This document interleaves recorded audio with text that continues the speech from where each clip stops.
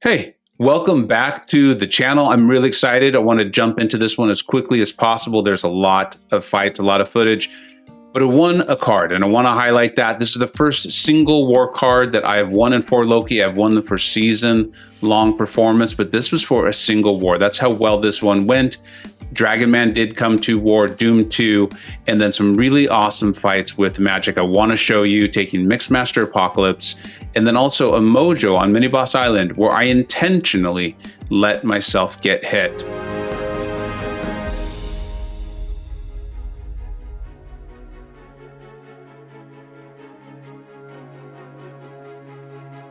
If you're enjoying the content, make sure to hit like and subscribe, and let's get into it. All right, the first fight was on the end of section 1, 2, and 3, or lanes 1, 2, and 3 in section 1. It's this strike counter fury lane.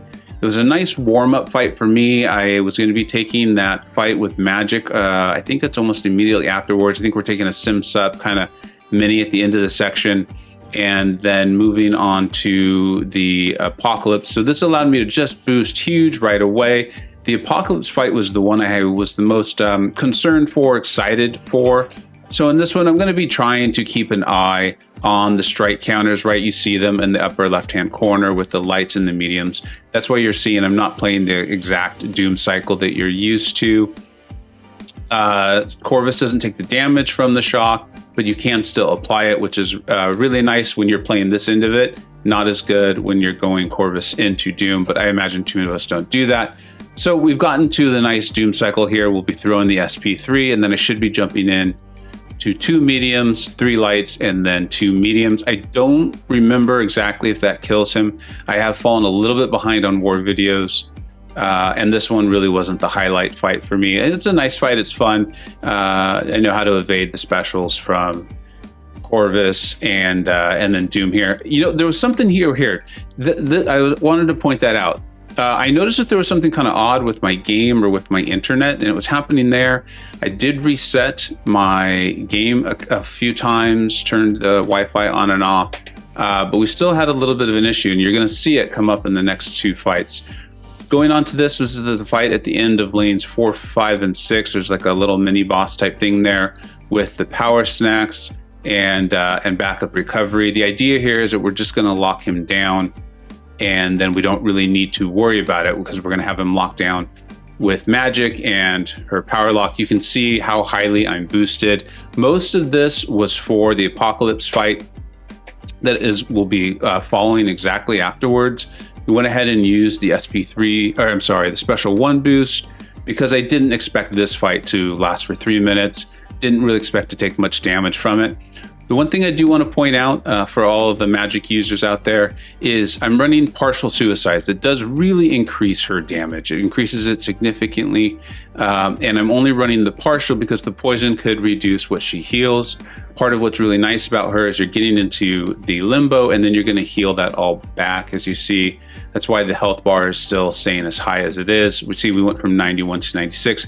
I know a lot of us probably know that, but I think it is always nice to point out. And sometimes I get comments on these videos saying like, wow, Magik, I haven't seen her used in a while. But For Loki really seems to enjoy using her. I enjoy using her. I think she's great. That's why I still have her in my top tier of my rankings. You see, I think I made a little mistake there. I punished something a little bit late, but really not a big deal. Once you get that power lock on, most Magik fights are yours in the bag. The only issue will just be how long is it going to take? And as you can see, I'm playing very conservatively. I'm not going for any intercepts.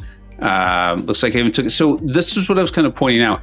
I definitely felt like something was off with my phone or with my connection. Things were not registering in the way that I wanted them to. But the fights were still going fine. I was able to get them down. It did have me a little concerned heading into the Apocalypse fight, which the big concern here for me on this one was that it's MixMaster. And so that means, you know, you can't do the same basic attack 2 times in a row. I mean, I'm going to be doing a lot of medium, light, medium, medium, light, medium. Could be a problem. You're going to see I'm going to make a couple of mistakes here when I'm trying to entice him to attack into me because I want to make sure I keep him power locked. And then he has a tremendous amount of health. He has a tremendous amount of health. Magik isn't a really high damage dealer as it is. So I knew this fight was going to be a slog. I knew it was going to take a long time, but if I could just get the power lock on, I should be fine. So we have the power 1 boost. We started even in limbo, which is great. In theory, I could have let him hit into me. We'll talk about that a little bit more and we get to the last fight of this war where I do intentionally get hit. But now I know the fight is mine. The fight is mine to win. We're 16 seconds into it. I've got the power lock on because of the power back boosts. I'm getting pretty much straight back to the SP2. Well, this one I only got to the SP1, but that's fine because he's power locked. And I'm just going to play this very, very conservatively. You see, I went and hit into his block, which was a medium attack. So because I had medium, light, medium, and then I went into his block with another medium, he evaded. So I got a little bit nervous at these points. I did not feel like the game was reacting to my hitting, block, and parrying properly. But again, I'm winning this fight 86 to 65%. If it feels clumsy, I don't care. The whole point is to win the fight. The point isn't to walk out of there with a full health bar. We're a minute in and he's already almost halfway dead, which is way quicker than I anticipated it going. You can see I made another little mistake there with MixMaster. I think that's the last one where I fully caught what was happening. This is, I think, only the third or second time I've taken MixMaster this season. So just kind of, that was nice. I got, fortunately, I was able to react quickly and pull back for the block. You see, again, I thought I had the parry. I clearly missed it. And he came in and did some nice big damage. Limbo heals me back up, which was great. And again, this fight's mine though. See, the power lock's gonna fall off here, but he's not gaining power, nothing's happening. I just need to get to my SP2, stay calm. And there we go. Kind of wanted to set it up really well. And this should really be about it because he only has the 2 genetic code. I don't need to worry about him hitting into my block and stunning me. Looks like I did make another mistake. I do know that at some point I didn't get concerned, but I was like, okay, I've really got to hit the button here, the left side, hold the block. Let's just get out of here alive. Let's make sure we get this solo. I've got the power lock on. This fight's already closer than it should have been. But we'll get him down here. If you remember, I think we were at 50% health with only a minute left. So the pace really slowed down. Those little mistakes with the block and hitting into his block and triggering the MixMaster really hurt me there. Of course, it doesn't help that the power lock is triggering willpower. You see how much he's getting from it, but it's fine. I'm happy with this result. This is the first time I've ever taken this fight as a beefy boy. And we come out with the solo. The war was incredibly, incredibly close. We're going up against SAS. They're very good at war. And they're good in the prestige and AQ too. And so I just felt great. I felt great getting that fight down. That's all I really wanted to do. I didn't really care about anything else. I knew the next fight I'd be taking with Magik, all of these buffs would be falling off. So it really wouldn't be too many potions to heal her back up. And then we moved into this and I used the invulnerability because I just had never taken this fight before. You're gonna see how ridiculous it is. That I used it with Doom and his immunities to shock. This was not a problem at all, even from the EMP modification. I just wanted to kind of bait the heavies here and punish them as best as I could. And then once Mole Man, I believe we're gonna end up getting him into his frenzy mode. And then that's when we'll throw our SP3. When he's in his frenzy mode, he can't purify the debuffs and that sort of thing. So let's just kind of see how this plays out. I don't remember exactly, but I know I'm just baiting the heavies. You see, they're not hard to punish. His specials, the one where I can't think of the giant's name, but where he goes underground, that is not hard to punish either. So now I'm just waiting. I'm trying to get him into his frenzy. Now he's in the frenzy. Now I can throw the SP3. Debuffs will not be purified when he's in that mode. So that's why I waited there. And we've got him. And I think it's one Doom cycle, if I remember correctly, and we finished him off. So we've thrown the SP3, did good damage, gonna go in for the medium, medium, light, light, light, medium, medium. And then I think we finish him off with this SP2. Yeah, so he's dead, moved on, feels great. 4-0 there now, I believe it is. And now we move on to the Dragon Man fights. I was so pumped up for this. So this is not an overly difficult node. I want to make this clear. I think this is probably one of the easiest nodes on the map. but we needed someone who was bleed immune. This is who I was assigned. That gave me the chance to take Dragon Man in. So it was my first time ever bringing him in, and I'm really pumped up about it. So he's a bit of a brawler. I am working on the rank 3 video for him right now, and this footage will probably be in there. So if you're seeing this, you know, you'll be aware of what to look for. And the thing I want to point out is, you see he's really not doing a ton of damage, but we've now got Colossus cornered. You see it in the upper right hand corner. There's a passive. You'll see it trigger again once we get him cornered. We're going to throw this special 3, and when they throw the special 3, we're going to be unblockable and unstoppable. Dragon Man goes unblockable anytime he knocks down an opponent. And look at the damage when Colossus is cornered. You're going to see the extra red. Look at that. It is significantly more. And Colossus is now melting. I mean, just melting. We're going in. Now he's cornered. You see the red numbers. I mean, the damage almost appears to be doubled. And we're going to go and throw one more special 3. The power gain on this guy is incredible.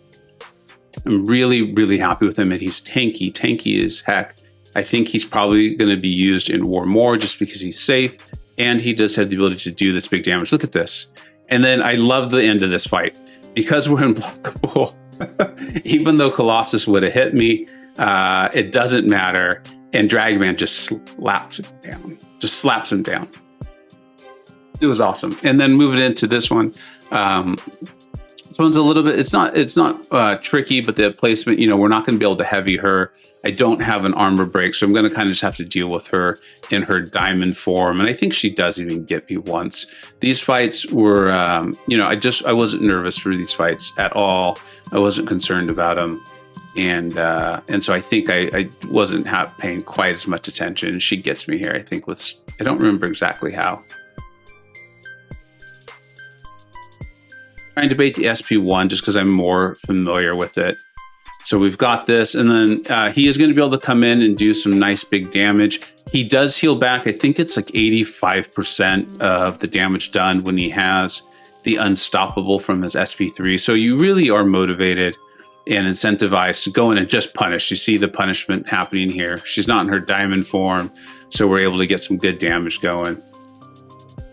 Yeah, there it is. I missed the punishment on that, and so she parries me. But then that just shows you how tanky he is too. I mean, we only went down to 75% health here. And I think it's just going to be one more SP3, and then I think we're going to be finishing this off.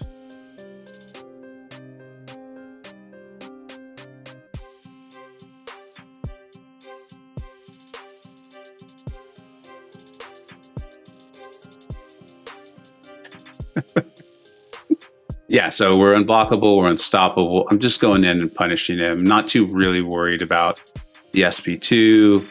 And then look at the close. Look at the closing damage on this guy. That's really what I want to point out, and I'll talk about a lot in the rank 3 video too, is when the whole point is to get them cornered. You're unblockable, you're unstoppable.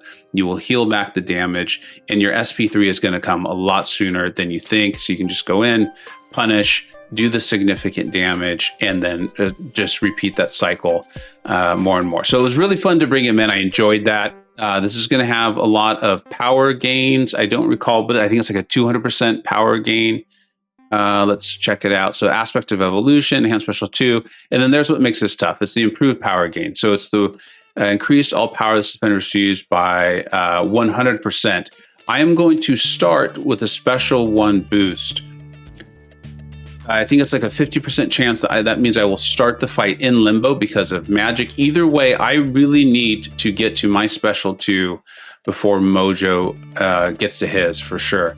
So I'm going to intentionally let myself get hit. Even if limbo does not trigger, he will not kill me in the combo there if I'm not in limbo. And if I am in limbo, I'm just going to heal it all back up anyways.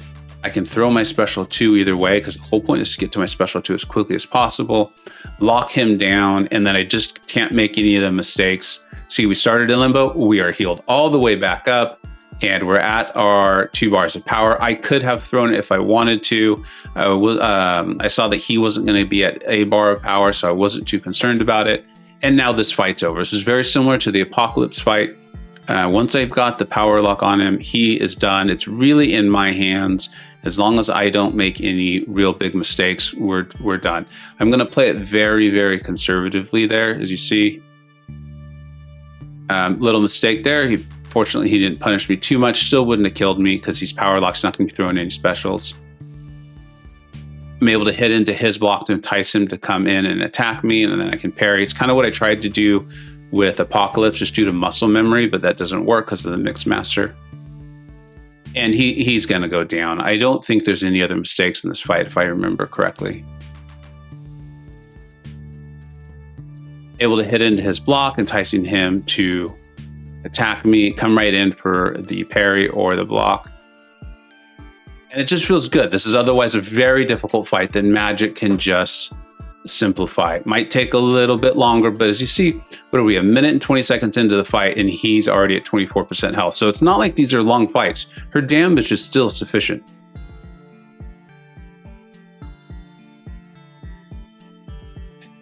It's just fun.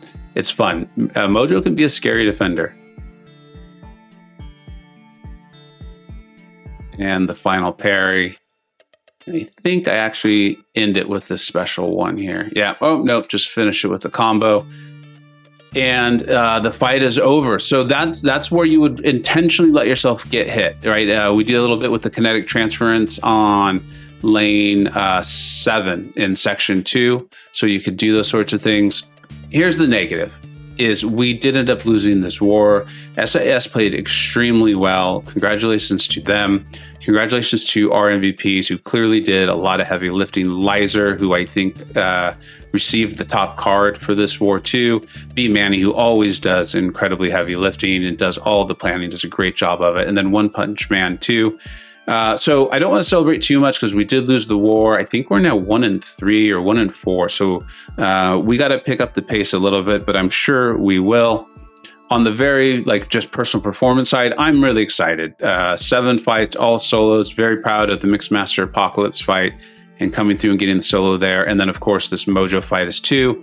Really fun to bring Dragon Man to war. And now on the season, I have 24 kills with only 1 death. So that's a great solo rate. I think that puts me, I'm looking at my notes, it puts me at 96%. I'm really happy with that. That makes me feel like I'm being an asset for the Alliance, which is what I want to do. Improving at the game, having a ton of fun, and getting these videos out with you all. So I hope you enjoyed. Hit up the comment section. Let me know what you think, any questions, and I will talk to you all very, very soon. Take care. I hope you either learned something, were entertained, or even better, a little bit of both. Don't forget to like, subscribe, and follow on Twitter at Vega Gaming 583. Thanks so much for watching. Take care.